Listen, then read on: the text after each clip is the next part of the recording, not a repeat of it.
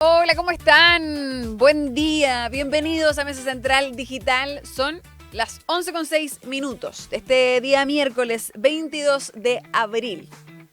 Comenzamos la jornada con harto ocurriendo, sobre todo en el Congreso, con los ojos muy puestos en el Congreso, pero en la pantalla dividida tenemos la región metropolitana, tenemos también Viña del Mar, porque ha mejorado la condición, menos frío.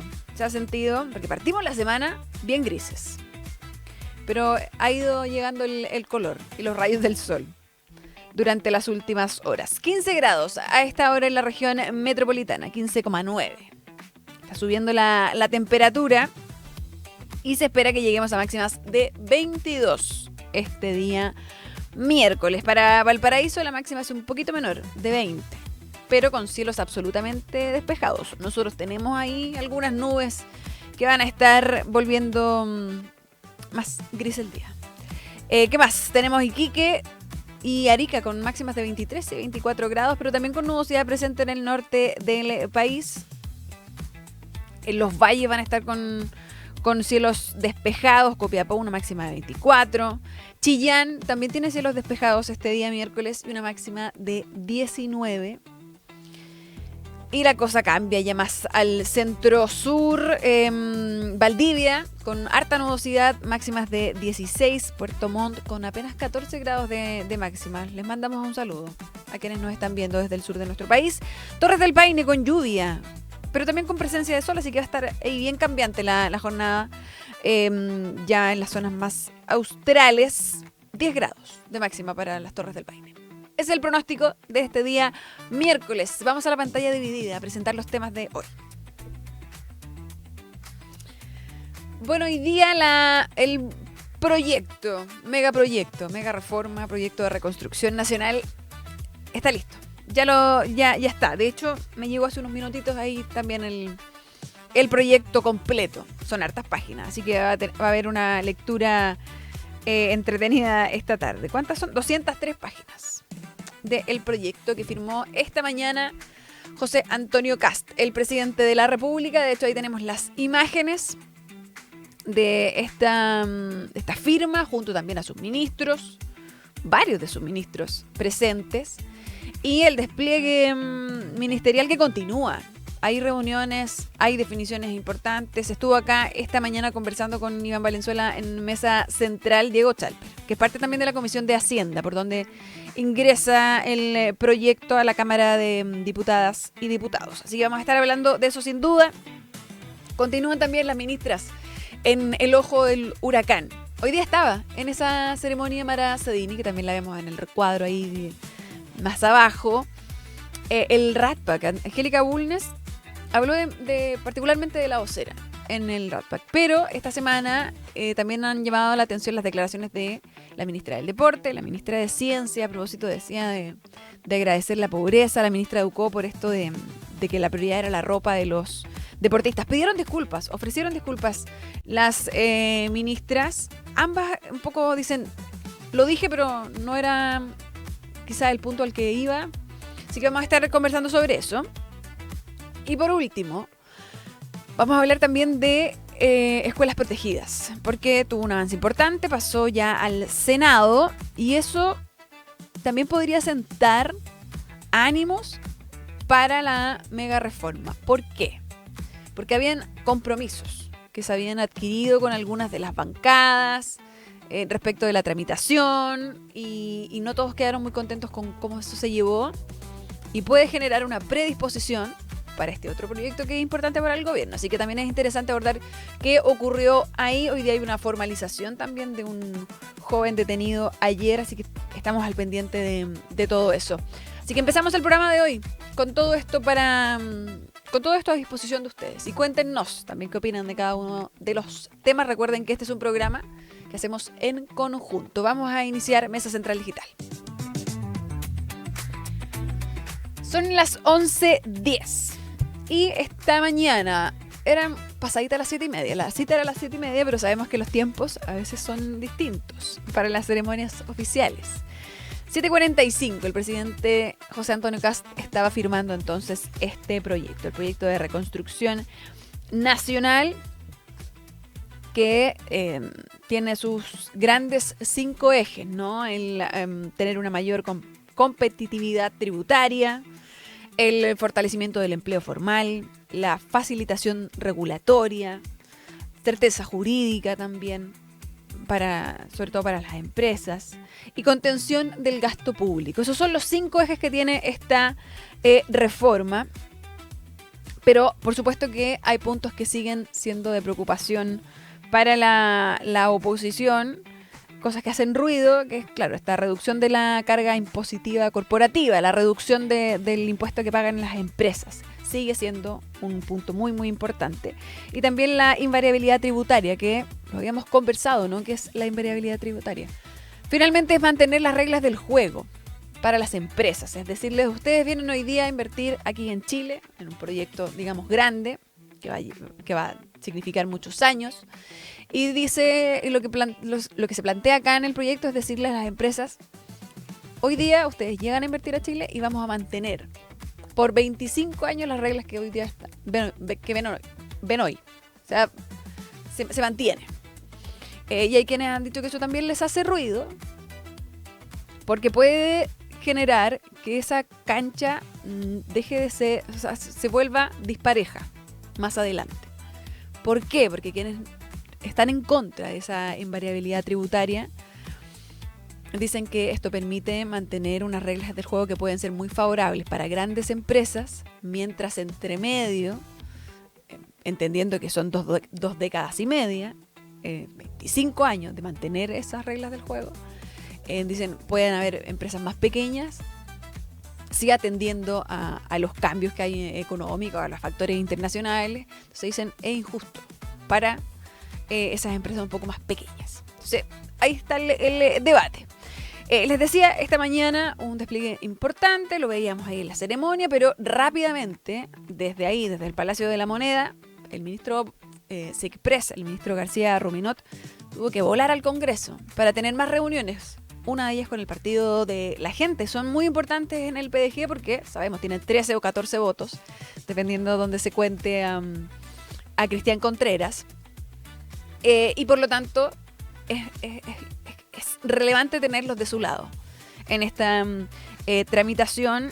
Y recordemos que el Partido de la Gente, dentro de las medidas que sugería, ellos decían, para nosotros es muy relevante lo que pasa con la clase media, que el proyecto tenga medidas que hablen directo a la clase media, sin tener que traducir, sin necesidad de hacer una bajada. Por lo tanto, para ellos era importante la devolución del IVA, por ejemplo, en los medicamentos, o para los pañales también, ese tipo de cosas que fueran más inmediatas. Y entiendo que de esta reunión que tuvo el ministro García Ruminot, lograron uno de esos puntos, esa reducción, esa devolución de IVA, aunque todavía no queda claro mucho a través de qué mecanismo. Así que hay que ver también cómo avanza eso. Pero vamos a revisar lo que decía el ministro secretario general de la Presidencia. Luego de la firma que hace el presidente, antes de ir al Congreso, conversó con los colegas definiciones importantes en torno a este proyecto. Este proyecto nos debiera permitir recaudar del orden de unos 400 a 450 millones de dólares para reforzar el fondo de emergencia transitorio que nos va a permitir a su vez financiar la reconstrucción de las viviendas en el Biobío y en Ñuble, viviendas que fueron siniestradas en los incendios forestales de febrero recién pasado. Ese es un gran objetivo nacional. Queremos tener una pronta respuesta para que las familias puedan volver a vivir a sus casas, a sus hogares.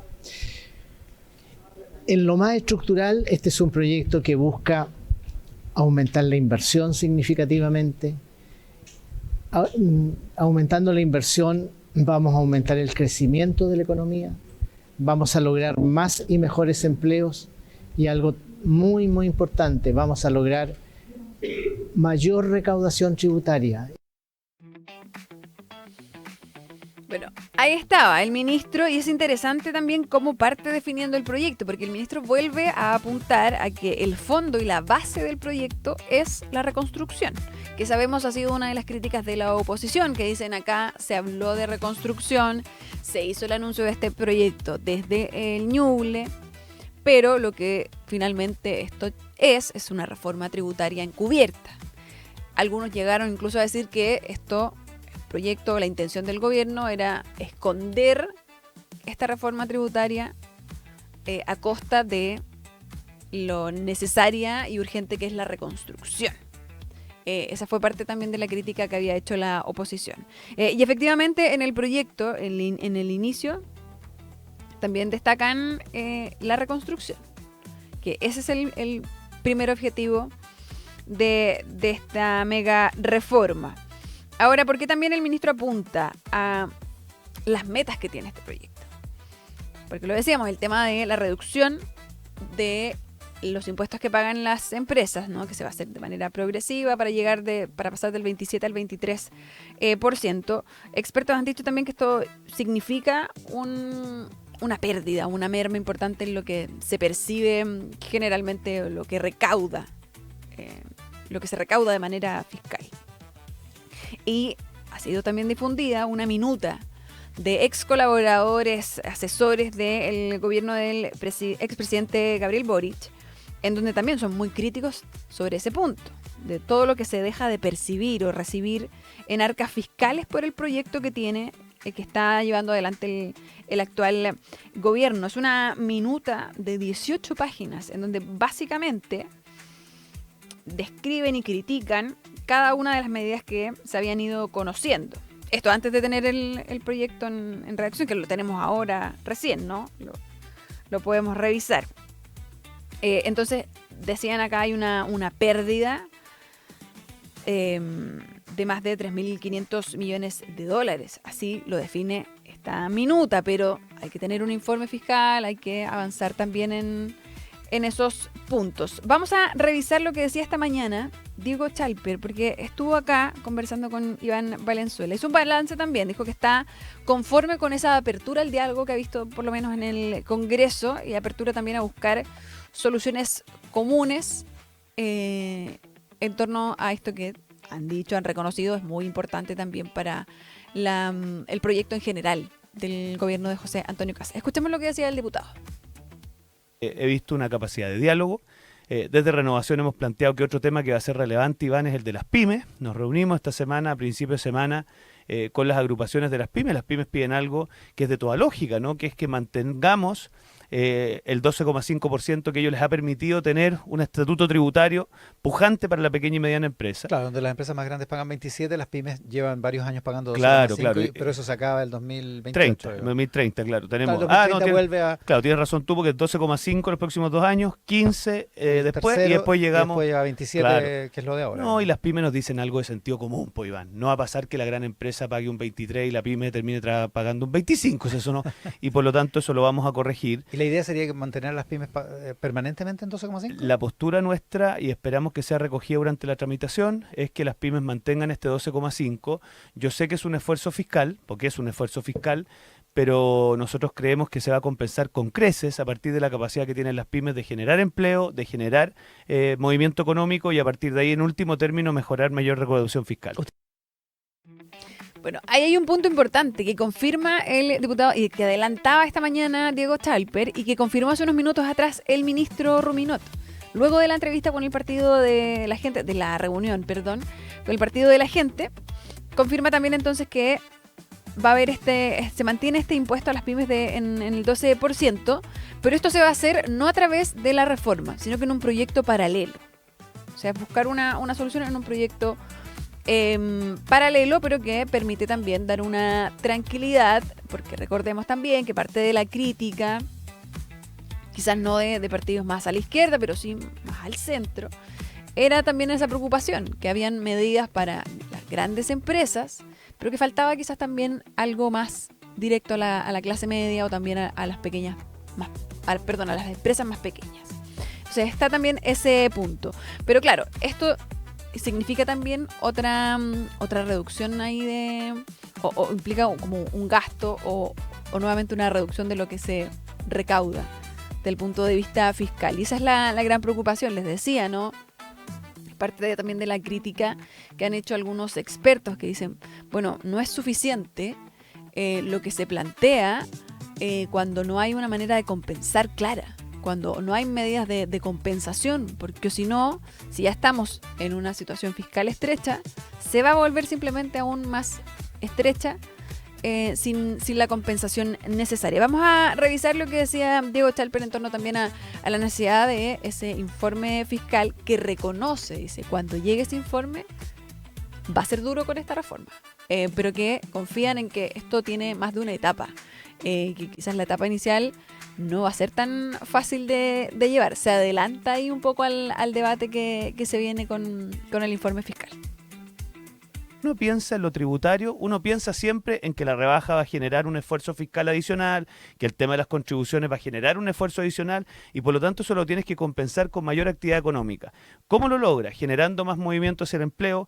Vamos a incorporar una serie de normas, a propósito de qué comisiones lo van a conocer, que tienen que ver con simplificar ciertos trámites medioambientales para estimular la mayor generación de empresas. Y yo creo que la rebaja tributaria un 27 o un 23, que en el fondo beneficia del orden de 120.000 empresas.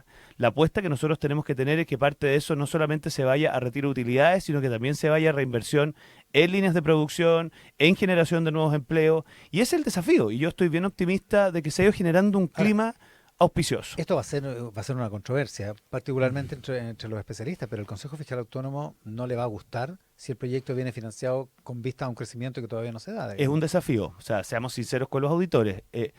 El informe financiero, cuando usted rebaja impuestos y usted tiene que evidenciar que eso va a generar una baja en la recaudación en el corto plazo, la tarea que vamos a tener durante la tramitación es encontrar la forma que eso se vea compensado con proyecciones económicas que nos permitan en un corto plazo una mayor recaudación. Ahora, o sea, el gobierno asume que va a ser deficitario.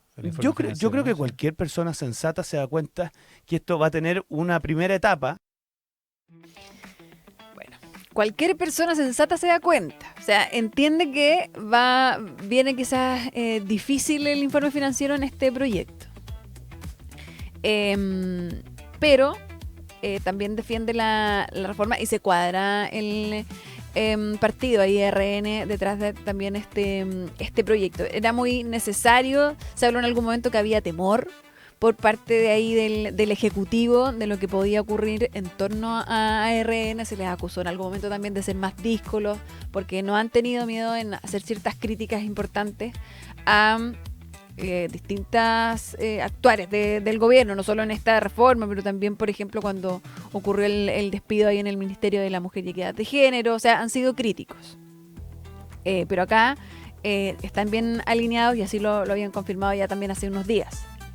RN está detrás de este proyecto y se cuadra con el gobierno e insisten entonces en tener confianza de que es un buen proyecto. Ahora, desde el otro lado no se han movido, desde la oposición no se han movido en que esto es un proyecto que beneficia a los más ricos y que los beneficia también a costa de la clase media o de las personas con menos recursos. Ese es el discurso y de ahí no se han movido.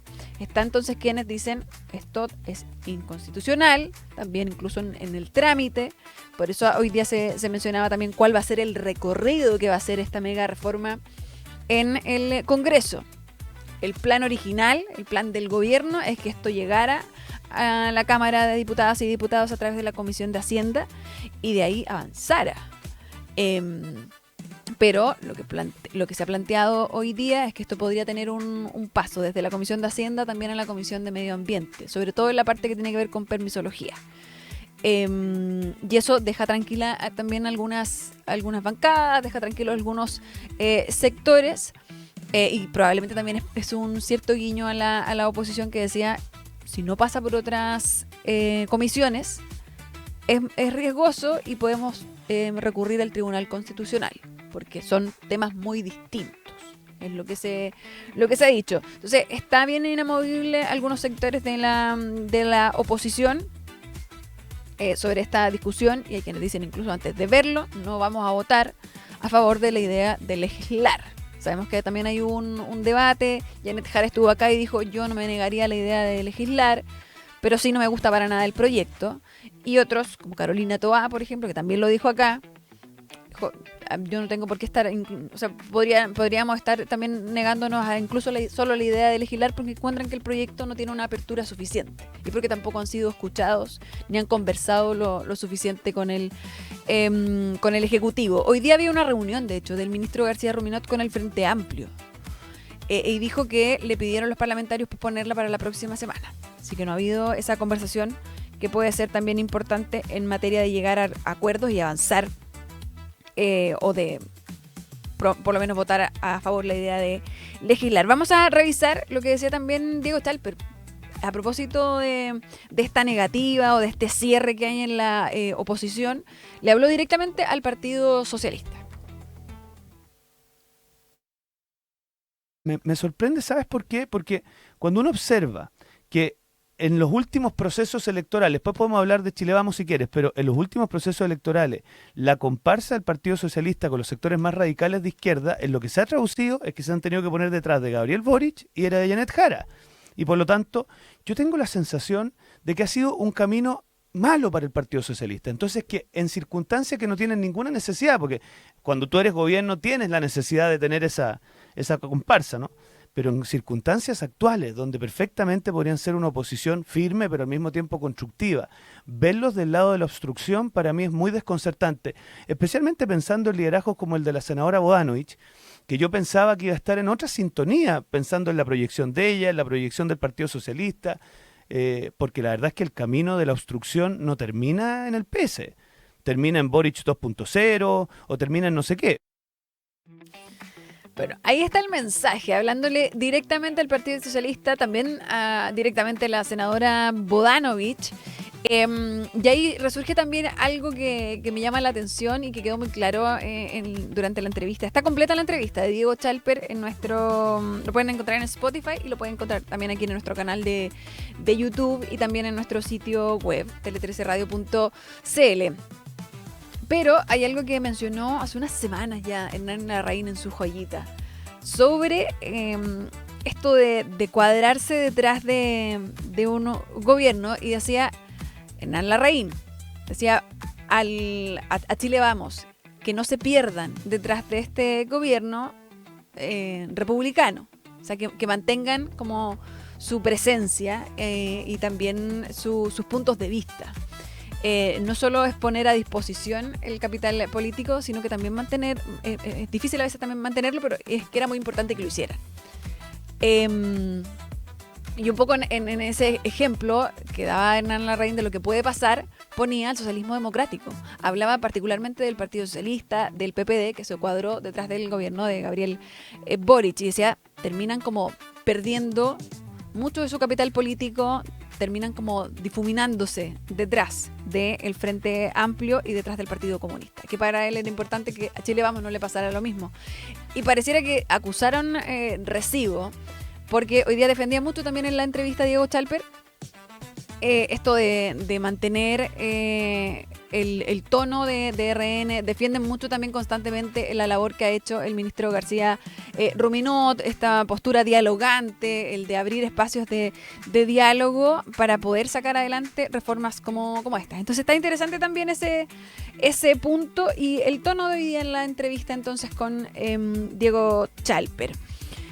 ¿Qué más tenemos para hablar con ustedes?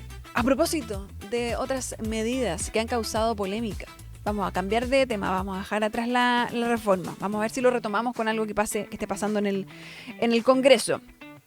Pero Andrea Vial, en nuestra mesa de editoras, habló de lo que ven ahí, del GAM, y este anuncio de la suspensión de esta gran remodelación, una inversión muy millonaria, aunque algunos decían suena como mucho dinero, pero claro, siempre las obras del MOP son así. Esta es una gran obra, permitía la ampliación de este lugar, que se convirtió también en un epicentro de la cultura, de las distintas demostraciones artísticas en la región metropolitana. Pero ¿qué conlleva pausar, dejar de lado un proyecto tan grande como este? Lo reportó y lo abordó hoy día Andrea Vial. Bueno, son salas en el fondo para entender dónde cabe el Cirque du Soleil. adentro, al es interior, grande, ya. claro.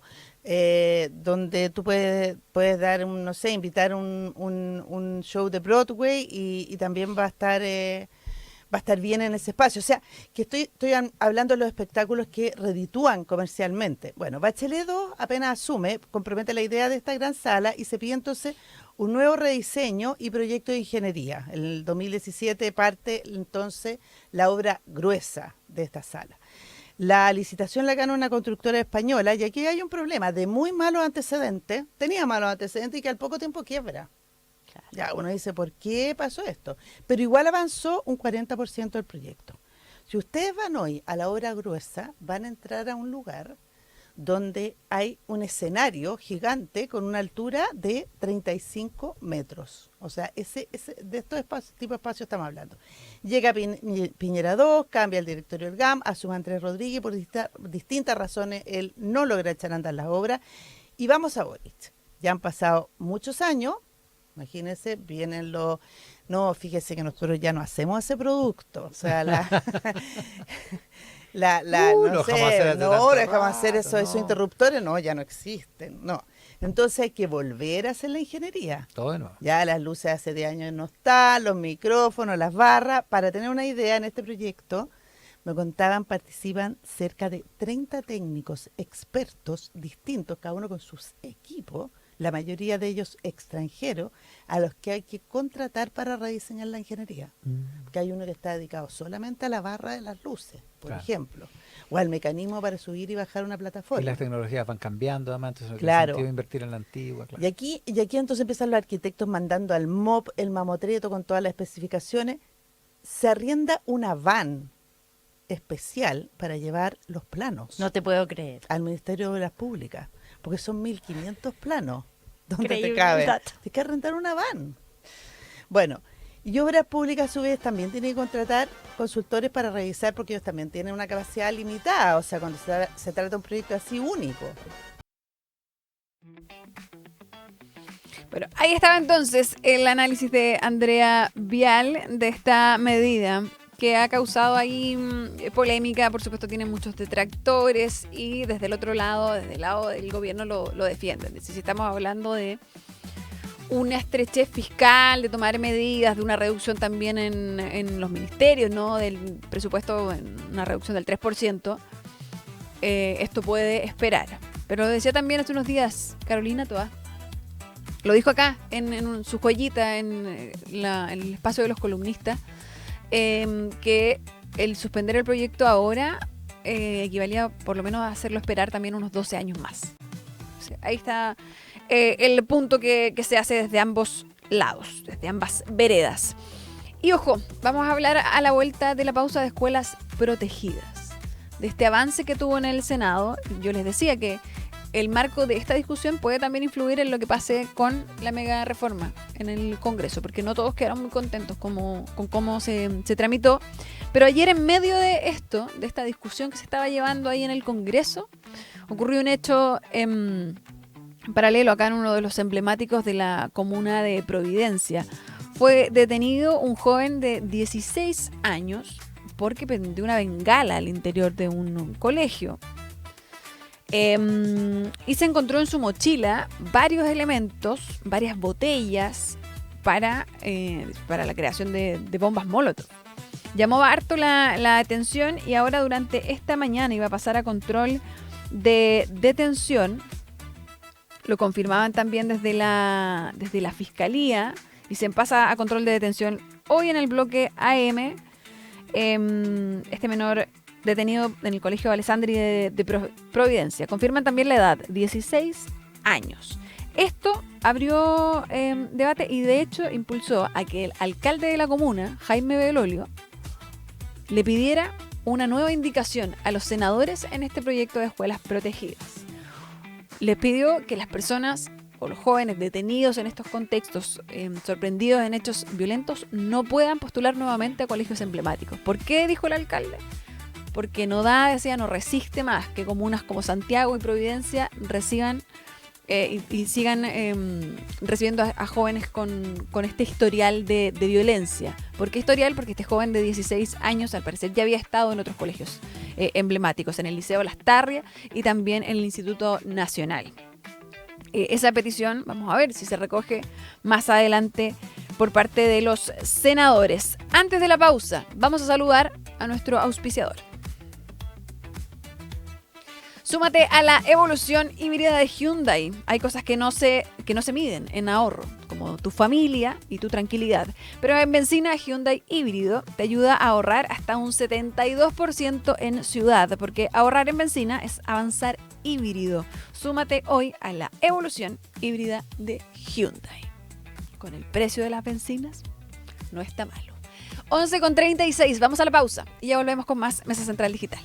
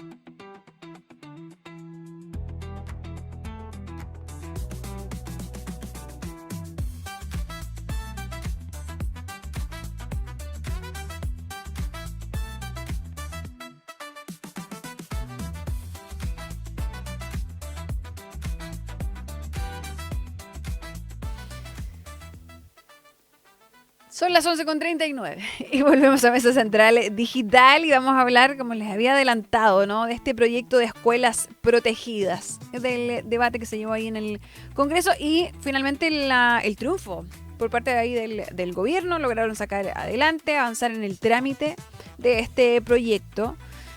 Tuvo 103 votos a favor, que no es menor, 43 en contra. ¿Quiénes votaron en contra? Las bancadas comunistas, la bancada del Frente Amplio y el Partido de la Gente. Votaron a favor, por ejemplo, en el PPD.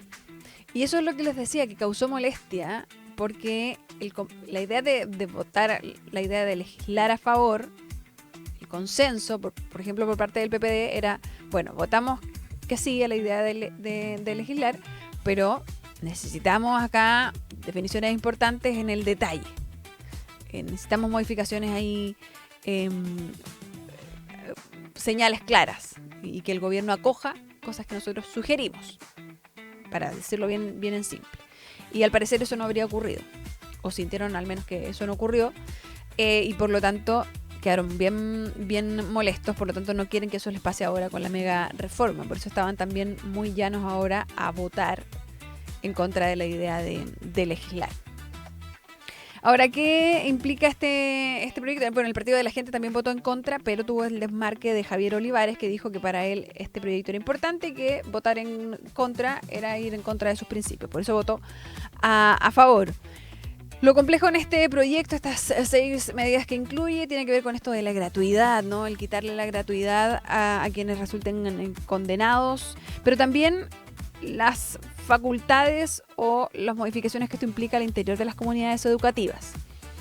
Decían en la oposición que no define bien el proyecto, por ejemplo, sobre la revisión de las mochilas, quizás va a significar una mayor carga para los profesores, para los inspectores, si hay que crear una nueva figura. Que pasa también con las escuelas que tienen menos recursos, o sea, es crear un nuevo cargo para dedicarse a este tipo de situaciones. Entonces, no queda muy claro. De hecho, fueron bien críticos en la oposición. En el Frente Amplio, la diputada Schneider puso más de 70 indicaciones y quedó muy molesta porque dijo prácticamente no se consideró ninguna acá en el avance. Entonces había mucha molestia, mientras que en la UDI quedaron muy contentos. El diputado Bobadilla decía que para ellos muy claro y que les gustaría incluso avanzar en quitar más beneficios a quienes sean condenados por hechos de violencia respectivos a comunidades educativas, que deberían pagar, con, por ejemplo, también quitar beneficios como becas de alimentación, etcétera. Vamos a revisar parte de ese debate, lo que decían desde la UDI y lo que decían desde el Frente Amplio. La UDI el año 2019 presentó un proyecto para quitar beneficios a aquellos estudiantes que no van a estudiar a los establecimientos, sino que van a destruir. Este proyecto centra la mirada en la inmensa mayoría de los estudiantes que quieren estudiar y no en aquellos que quieren destruir.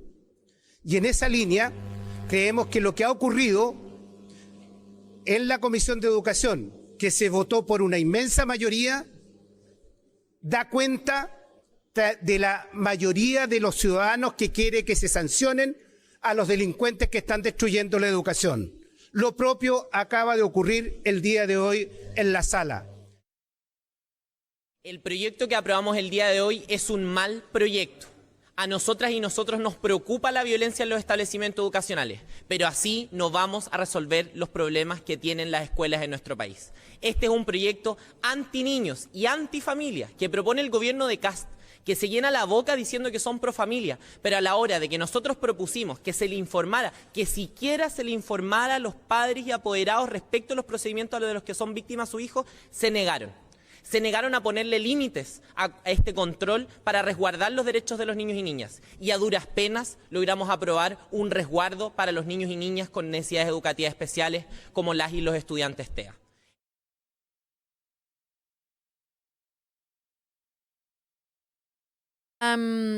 La desconformidad de la oposición y lo conformes y contentos que quedaron con el avance del proyecto en el oficialismo. Así que vamos a ver qué ocurre en el Senado. En el Senado también hay otra configuración importante a nivel de comisiones, pero también en la misma sala.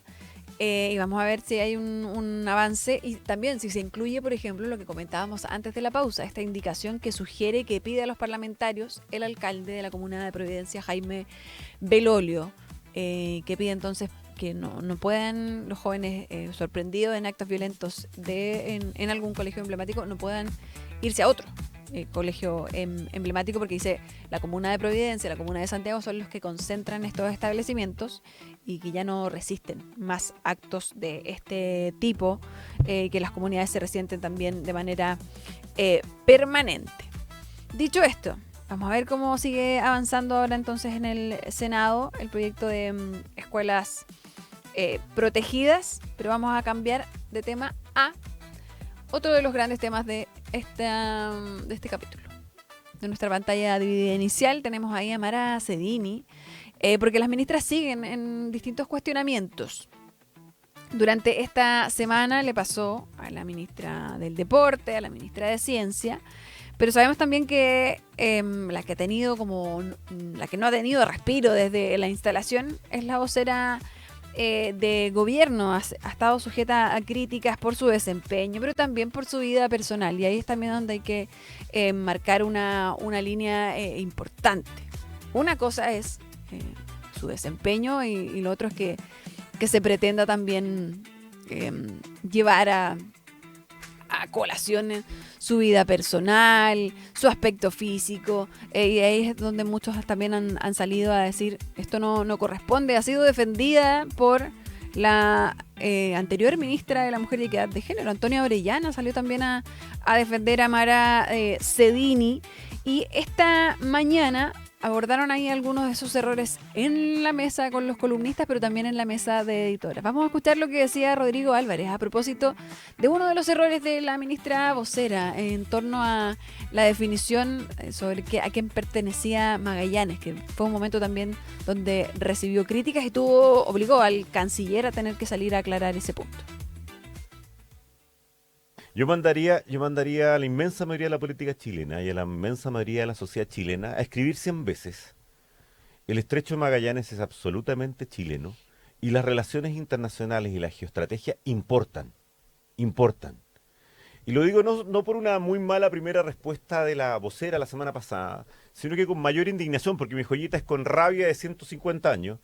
La mayor indignación para mí es la cantidad de políticos que, aprovechándose eso, salen a hablar y salen a criticar, cuando la inmensa mayoría de la política chilena no tiene idea de dónde está Punta Dúngenes, no sabe el Cabo Espíritu Santo, no sabe que el Estrecho de Magallanes es una gigantesca carretera estratégicamente mundial muy importante de 550 kilómetros, no sabe el Tratado de 1881 o la Declaración Complementaria de 1893 o el Tratado de 1984, y opinan.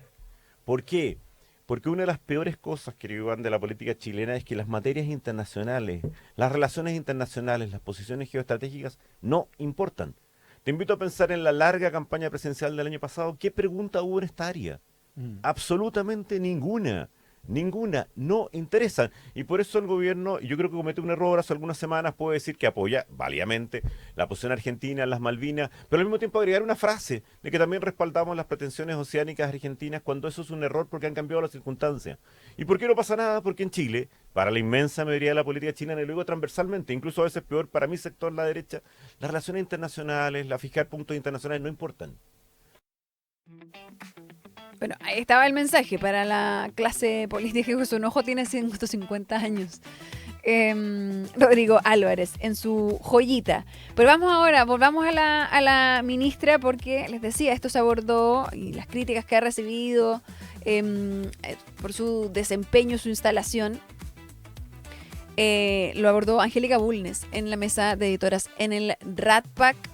Vamos a escuchar lo que decía el análisis también y el reporteo en torno a la trastienda de este mes y tanto de gobierno, y lo que pasa también cuando hay una ministra en un cargo muy relevante, la vocera de gobierno, pero que no tiene militancia. Muchos dicen que también ahí hay un gran punto en eso, no tiene una contención política, pero la ha estado buscando durante los últimos días la vocera. Buena parte del entrenamiento de la vocera, ella tiene un magíster en comunicación, Mara Cedini, pero buena parte de su entrenamiento comunicacional también lo ha hecho en Sin Filtro, en campaña, entonces como en el activismo, y se le nota porque en lo mejor que es confrontando, es buena para pelear. Es como donde uno la ve, si uno la mira, es cuando se siente más cómoda y más empoderada, es cuando está confrontando, peleando. Y eso que funcionaba muy bien en una campaña, bueno, sirve menos cuando hablas a nombre de un gobierno y para todos los chilenos. O sea, también hay un cambio como de escenario. Claro. Ya, y como dije, Mara se empezó a equivocar en el uso de las palabras, en la sintaxis, en aspectos técnicos. O sea, en varios temas faltó estudio también. Vino la crisis del Estrecho de Hormuz y la decisión del gobierno de subir el precio de los combustibles. Y Mara Cedini fue la cara del alza de las bencinas en un tema, además técnico, y que además doloroso. Sí, a todos le subieron o sea, a todo el país resintió eso. Claro, y entonces, porque el ministro de Hacienda dio esa ronda de entrevistas, que se me había olvidado esa parte, el 23 de marzo. Y ella Claro, al día esa serie de siguiente, entrevistas claro, con los canales. Y ella, que salieron, eran con embargo, entonces salieron a las 9 de la noche y a la mañana siguiente ella era la cara. Ella era la cara de los Y matinales. de hecho vino al matinal de Canal 13. Exactamente. Y se equivocó. En explicar la medida. Ya. Y también se equivocó en cosas como el estatus judicial de Galvarino Pablaza, cuando dijo que estaba condenado y parte del problema es que no ha podido ser enjuiciado. Se enredó en hablar del almuerzo del presidente con excompañeros de universidad o en otras cosas como no poder despejar con claridad un supuesto reclamo argentino vinculado al estrecho Magallanes, entre otras cosas. Ya. Entonces, esperar los errores de Mara Cedini se convirtió en un deporte nacional, porque así somos también en este país. Esperar los errores de Mara Cedini se convirtió en un deporte nacional, dice Angélica Bulnes. Y claro, es un país también bien chaquetero. Entonces ahí también viene una pregunta y es que ¿cómo se revierte una situación como esa, en donde cada vez que hay una vocería se está esperando cuál va a ser el error?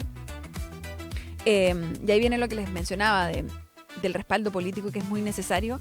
Ayer tuvo un almuerzo ella con con parlamentarios de la UDI. Ya han habido otros almuerzos también donde algunas bancadas oficialistas le han dicho estamos acá a disposición, porque hay quienes también responsabilizan un poco esto a la falta de quizás de ese bagaje político o de esa militancia más antigua que permite construir confianza, llegar también a acuerdos. Y ahí también lo menciona Angélica, ella tiene un carácter que es más confrontacional, o una experiencia anterior que era más confrontacional que la que requiere ser gobierno. Así que vamos a ver qué ocurre con la vocera y se logra ahí enmendar ese camino que ha sido difícil. 11:52. Vamos a saludar a nuestro auspiciador. Vamos a saludar a Discobolo. Certificaciones digitales inteligentes. Discobolo está transformando la forma de certificar logros con credenciales digitales inteligentes, seguras y verificables en tiempo real. Una solución que no solo reduce fraudes, sino que convierte cada certificación en una herramienta activa de visibilidad y valor profesional. Discobolo, muchas gracias por estar con nosotros. Son las 11:52. Vamos a la pausa y ya volvemos con más Mesa Central Digital.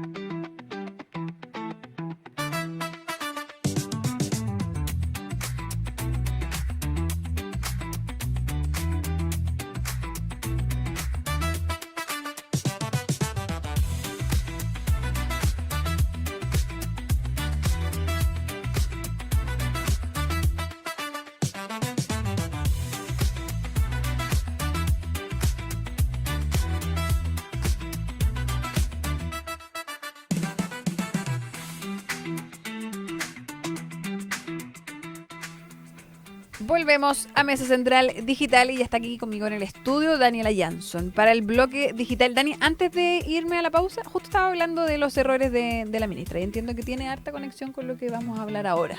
Sí, no han sido días fáciles ni tranquilos para la ministra del Deporte, Natalia Ducó, porque ya comentamos anteriormente en la radio sus dichos sobre la vestimenta y las prioridades de su cartera. Entonces, este martes la ministra asistió al Congreso, pidió disculpas y dijo que sus palabras no fueron las correctas. Dijo que ella estaba hablando con amigos y deportistas del Team para Chile, que conoce hace mucho tiempo, porque ella fue deportista hace muy poco, y también dijo entender la polémica que se ha generado. Mira, creo que tenemos la declaración de la ministra, la de las disculpas, sí, porque la anterior, esa la podemos comentar a la vuelta. Acabo de salir de la Comisión de Diputados, donde presentamos varias leyes relacionadas con las verdaderas prioridades del Ministerio del Deporte, que son legislar sobre infraestructura, ¿no es cierto? También presentamos sobre un tribunal de arbitraje. Hay muchas otras cosas que pueden ver en la grabación. Obviamente quiero pedir disculpas si es que mis palabras no fueron las correctas. La verdad es que yo estaba hablando con amigos y deportistas del Team para Chile, que conozco hace muchísimos años, y entiendo la polémica que se ha generado. Y quiero decir que también lo entiendo y no lo tomo para nada personal. Ser ministra es una tremenda responsabilidad que tengo que tomar ese peso y lo asumo con mucho cariño, pero sí es verdad que la indumentaria deportiva confirmo mi postura de que es muy importante para los chilenos. Ahí estaba entonces, pidió disculpas. Ahora dijo que igual mantiene parte de su que lo su mantiene, postura. sí, dijo porque la ministra al explicarlo dijo que, claro, el equipo de para Chile le pidió aumentar el presupuesto, porque también explicaba que los deportistas en situación de discapacidad necesitan, por ejemplo, más mudas, tienen más necesidades, por ejemplo, algunos de ellos también utilizan pañales, entonces la vestimenta tiene que ser diferente. Y también la ministra Ducó explicó que, según lo que le habían comentado diferentes agrupaciones, este presupuesto había sido negado en administraciones anteriores. Por eso ella dijo que mantenía sus declaraciones, pero que quizás las palabras no fueron las más aptas para poder explicar. Yo creo que mucho tiene que ver con eso. Ella evidentemente se veía muy relajada en la conversación, en el momento en que lo dice, porque estaba con personas que ella conoce hace mucho tiempo. Yo creo que hay quizá faltó conciencia de que, claro, ahora en internet un video de 10 segundos queda y es difícil de borrar. Entonces se vio muy mal y ella tiene plena conciencia de cómo se percibió. Claro, y es bueno también porque, como tú dijiste, se corta la cuña y sin contexto suena a veces peor de lo que en realidad es. Claro, y me acuerdo que hace poco habían unos juegos con Chile, con representación de Chile, y de hecho hubo mucha crítica por la vestimenta. Había mucha gente que decía, nos vemos horrible. Y sí, quizás es una discusión importante para los deportistas. Pero cuando se dice que la prioridad del ministerio es esa, claro, por supuesto que pueden llegar las críticas, sobre todo cuando venimos hablando también de una estrechez fiscal, de que hay cosas que son mucho más importantes. Exacto. Y a eso se suma también la ministra de Ciencia, que ella también dijo, no entiendo por qué la crítica, porque le preguntaban qué le parecía también la crítica de que ella dijo tenía un pasado de que pobreza. Había haber crecido pobre. Claro, pero ella es de la declaración de patrimonio de los ministros, es la segunda ministra con mayor patrimonio. Sí. 60 millones de dólares. 60 millones de dólares. Entonces ella dijo, no entiendo por qué podría haber una crítica en torno a eso, pero también defiende el fondo de su declaración, aunque también dijo, quizás no se escuchó bien. Este es un periodo quizás de adaptación para todos los ministros y también su relación con la prensa y con las declaraciones, pero te invito a pasar a otro tema, a poner el foco en Reino Unido, que prohibió para siempre la compra de cigarros a personas nacidas a partir del 1 de enero del 2009. ¿Cómo? Una medida. Sí, del 2009. La gente que tiene 17 no va a poder comprar cigarros. Es la primera generación libre de cigarros. Wow. Una medida histórica aprobada por ambas cámaras. Solamente falta la aprobación real del rey para poder poner en marcha esta iniciativa que va a prohibir de forma permanente esta compra de cigarros a todas las personas nacidas después de este año. Esta iniciativa, como ya dije, fue respaldada en ambas cámaras legislativas y busca una generación sin humo. Esto es parte del plan sanitario impulsado por el gobierno británico para reducir el tabaquismo, prevenir enfermedades y aliviar la presión sobre el sistema público de salud. Ahora, ¿es efectivamente el cigarro lo que más fuman los jóvenes? Porque he visto esto también en la moda de los vapers y lo que han generado, entonces También, apuntará sí. o también se esta incluye. normativa también entrega nueva facultad al gobierno para restringir sabores, envases y comercialización de cigarrillos electrónicos especialmente orientados a jóvenes. También esta normativa va a permitir la prohibición de su uso en lugares donde ya está vetado fumar. Incluso ampliar las zonas libres de humo hacia espacios exteriores como parques infantiles, sectores cercanos a escuelas y hospitales. Nosotros en ese sentido tenemos un muy buen avance. El que se haya prohibido fumar hace mucho tiempo en bares, al interior, por ejemplo, de una discoteca. Se agradece cuando uno viaja a otros lugares de la región. En Argentina, por ejemplo, ellos fuman todavía al interior de... Y la verdad es que es terrible. Así Para es. quienes no fumamos, ese olor El cambio es muy grande, quizás Es antes muy no nos dábamos cuenta, pero cuando uno se enfrenta a esa realidad nuevamente, el olor es una cachetada. Es horrible. Entonces, sí, un avance siempre el poder apuntar a esas restricciones. Mira, por ejemplo, en el Reino Unido, según cifras que entregó la autoridad, el tabaquismo provoca cerca de 75.000 muertes al año en Inglaterra y está vinculado a una cuarta parte de los fallecimientos. Por eso es tan importante generar conciencia, dice la autoridad allá. Y otros países ya avanzaron en medidas similares. Por ejemplo, en 2022, Nueva Zelanda aprobó una ley similar para nacidos después de 2008, aunque posteriormente fue derogada tras un cambio de gobierno. Wow, o sea, ha sido una discusión larga. Exacto. En el Reino Unido. Bueno, vamos a ver cómo les va con esta... Cómo avanza esta medida. Cuando, bueno, acá también se ha dicho muchas veces lo importante que es esto de cómo se imitan ciertas acciones.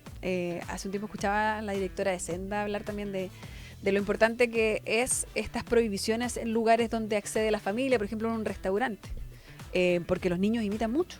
Pues sí. Y estos hábitos como el alcoholismo, la adicción a los cigarros, tienen mucho que ver con el comportamiento de los padres de los jóvenes. Exacto, tú misma lo dijiste. Ya llamamos atención a las familias en este programa, este segmento, así que vamos a ver también cómo se lo toma la gente, también el comercio en el Reino Unido, cuáles son las consecuencias de esto, porque si quieren eventualmente eliminar el cigarro en la zona, sabemos que eso también es una entrada de plata muy grande. Y lo que quizás también las artimañas que se van a generar para comprar igual. Sabemos que eso también pasa. La gente que quiere fumar va a fumar igual. Exacto. Entonces hay que buscar ahí un equilibrio. 12:03. Se nos acabó el programa, Dani.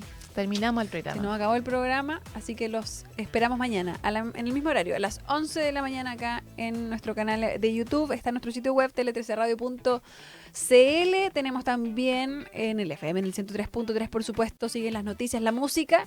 Y les recordamos, a propósito que estaba aquí Dani, de que hay concurso para Jorge Drexler. Hay concurso para Jorge Drexler, entradas dobles para este sábado y este domingo. No se lo pierdan, pueden ahí revisar nuestras redes y concursar. Nos vemos mañana, que tengan buen día. Chao, chao.